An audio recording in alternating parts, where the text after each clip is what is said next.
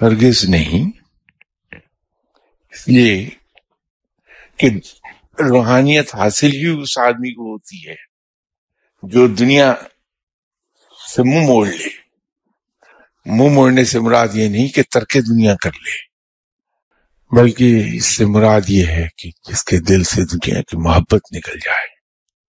وہ مال و زر کماتا تو ہے، لیکن اس لیے نہیں کہ وہ عیش کی زندگی گزار سکے یا اس کو جمع کر لے، بلکہ وہ اس لیے کماتا ہے کہ اس کے جسم اور روح کا رشتہ قائم رہ سکے. لیکن اس کے دل میں محبت نہیں ہوتی مالی دنیا کی، تبھی اس کو روحانیت حاصل ہوگی. ورنہ اگر دنیا کی محبت دل میں رہ جائے تو پھر روحانیت حاصل نہیں ہوتی.